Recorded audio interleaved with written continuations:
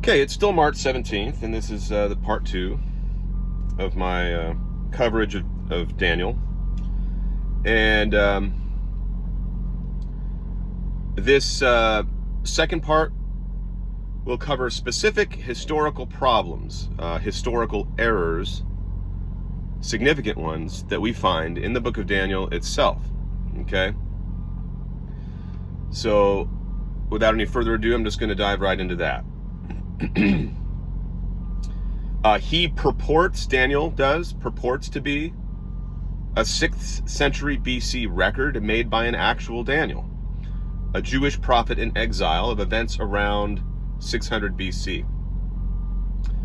Daniel even purports to contain epistles and decrees written by the Babylonian king Nebuchadnezzar, as well as epistles and decrees from the fictional, I want to emphasize that, fictional Babylonian king Darius the Mede, quote unquote. And you find him in Daniel 6 through 12 and Daniel 6:25 through 28.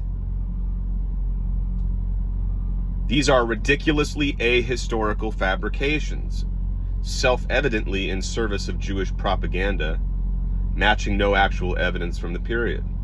These epistles and decrees simply don't exist in Babylonian or Persian records, nor do any records of any kind support any of the events peculiarly related in the book of Daniel. That should tell us something. Huge red flag. Were any of this true, Daniel could not make fundamental historical errors about that very time and place in which he wrote, especially if he's a judge in Babylon serving under Nebuchadnezzar. Yet the book we have does contain such errors. So whoever wrote the book of Daniel, knew the actual history of the period extremely poorly. So let me give you an example. Daniel 1 through 2. So right out of the chute. In the 3rd year, it says, of the reign of Jehoiakim, king of Judah, Nebuchadnezzar, king of Babylon, came to Jerusalem and besieged it. And the Lord delivered Jehoiakim, king of Judah, into his hand, along with some of the articles from the temple of God. These he carried off to the temple of his God in Babylonia, and put in the treasure house of his God. This, end quote.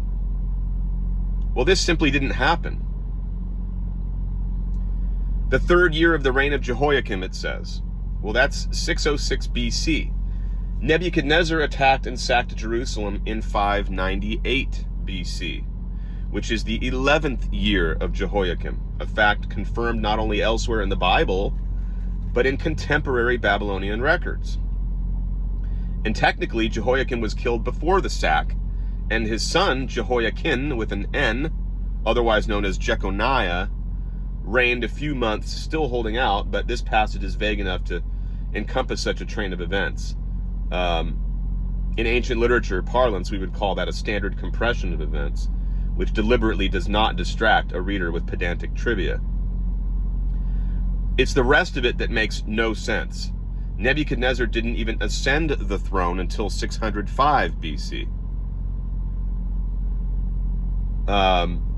In that year, when Nebuchadnezzar threatened to besiege Jerusalem, Jehoiakim, then a vassal of Egypt, pledged allegiance to the Babylonians instead and served as their vassal until 601, when he allied with the Egyptians again, provoking Nebuchadnezzar to finally make good on his threat, ending Judah as a kingdom in 598 or perhaps 597, depending on the calendar you want to use.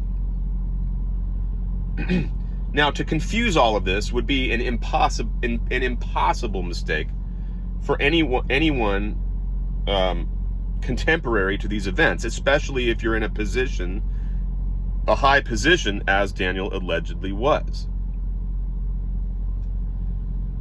Next, Daniel erroneously has Belshazzar succeed Nebuchadnezzar as his son. You see this in Daniel 5 and also Daniel 7:1 and 8:1. But Belshazzar was neither his successor nor his son. And abundant contemporary records show that he was never king of Babylon, but only served occasionally as regent under his father. But even that was a decade or so after several other rulers of Babylon had come and gone.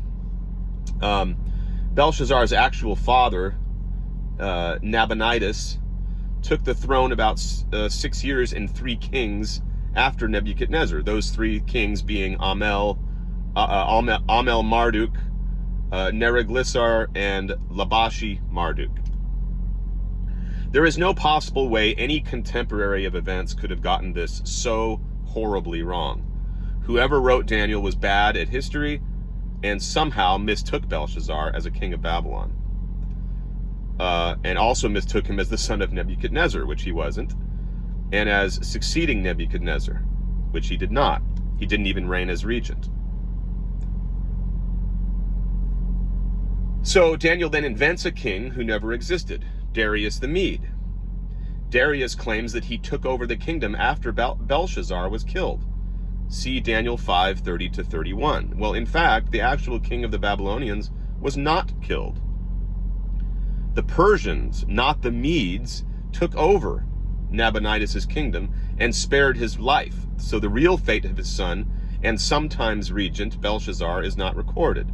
Daniel's author was clearly quite confused by the political chronology of this period, mistaking the famous Darius the Great as the Persian king who freed the Jews, when in fact all records show, including other books of the Bible, that was Cyrus the Great, who reigned several kings previous in succession. Darius succeeded only after Cyrus's sons had their turn at the throne. First Cambyses and then Bardia. Daniel even confused who fathered whom, getting the line of succession exactly backwards. Daniel says Darius was the son of Xerxes, Daniel 9:1. In fact, Xerxes the Great was the son of Darius. Darius's father was Hystaspes, he was a distant relative of Cyrus the Great.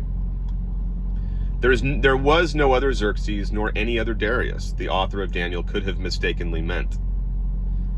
Surviving Babylonian and Persian records of the era are sufficiently extensive that any speculation contrary to this bears little probability and is outright impossible, because Daniel's authors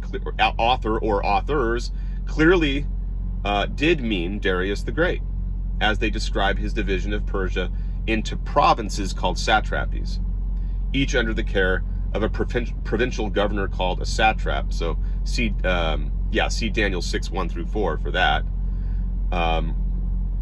But even here there's confusion, because contemporary records show that Cyrus actually created the satrap system. Okay, Darius only reformed the organization of the satrap system.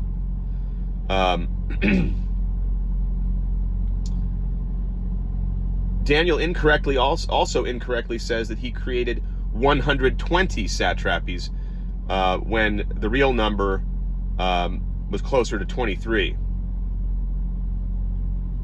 According to Herodotus, it was actually 20. And there are some sources that claim as much as 36, but that's the highest numbers you're going to see in the actual sources. That's nowhere near the 120 that the book of Daniel lists. So needless to say, no record exists of one of these satraps being Daniel, or anyone outranking them being Daniel, or any Persian official, whatever, being named Daniel.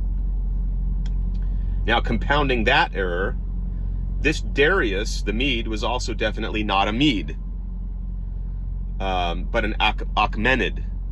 So they have confused even different sub-kingdoms and ethnic groups within the Persian Empire.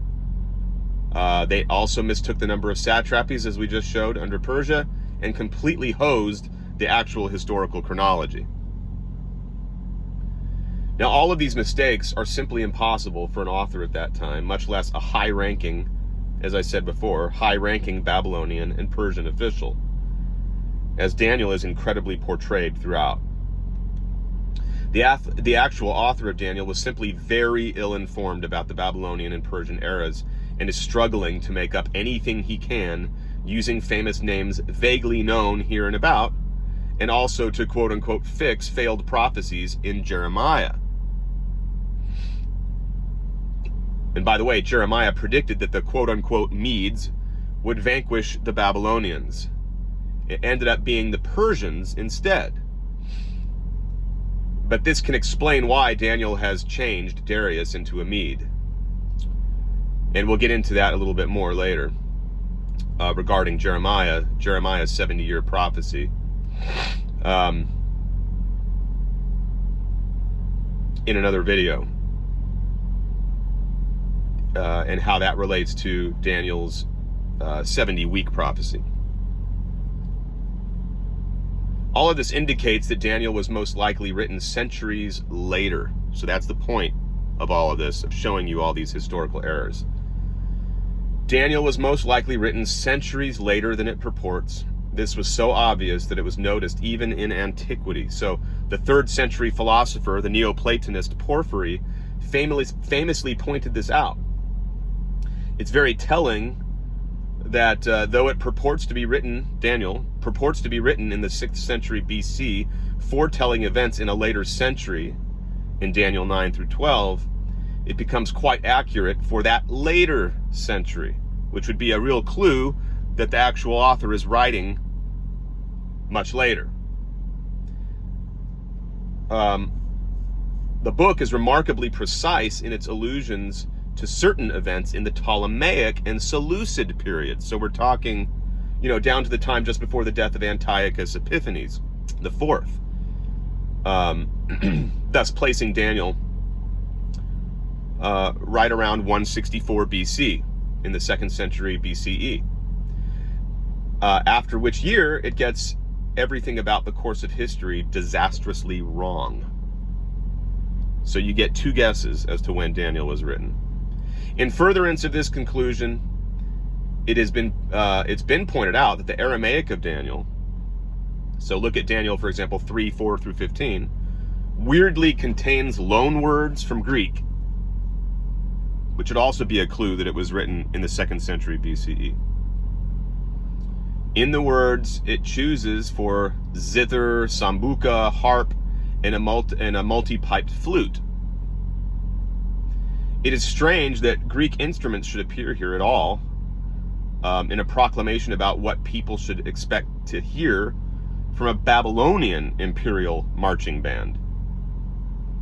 Greek loanwords don't otherwise appear in Aramaic texts or inscriptions until the late Persian period, hundreds of years after Daniel purports to have been written.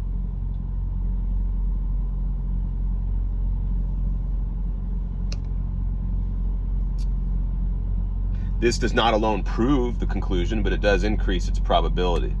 And though apologists will argue that Greek loanwords in Daniel are possible for an early Persian era text, that ignores the actual point, which is that this is improbable.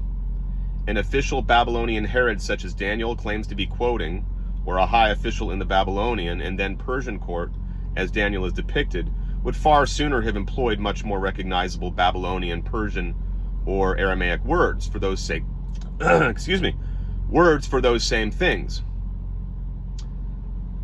So that the obscure and largely impertinent language or even actual instruments of the Greeks would be chosen for them instead is just really weird. It thus does not matter if it is quote-unquote possible. What matters is that this is not at all what we expect, and thus is not at all probable. Whereas an author writing under Antiochus who had little knowledge of Babylonian or Persian court vocabulary for such things would be entirely likely to grab then more familiar Greek words for the purpose instead. The last point I want to make here is this. Many serious proposals have been made and evidence adduced that earlier parts of Daniel, and we're talking about much or all of Daniel 1 through 6, might date to around the 4th century, which would still make it a forged document. Now that obviously does not include chapters 9 through 12, which can only date to the 2nd century, and yet are the chapters that Christian apologists most desperately need to be authentic. But their having been forged in the 4th century wouldn't make them authentic either, and we don't know how much any earlier material may have been altered or edited for the 2nd century edition. Indeed, editions kept being made even after that. For example, Bell and the Dragon, Susanna, and the Song of the Three Children. So none of these scholarly arguments are of any help for apologetics. And even the small fraction of the text of Daniel recovered at Qumran are many variant readings and scribal corruptions, which means that the total number of corruptions across the whole text of Daniel must have been much larger even by then, and therefore considerably more must have crept into any manuscript from centuries later. All right, so that's going to end this second part, and we're going to get into the historical context for when Daniel was actually written, 2nd century BCE.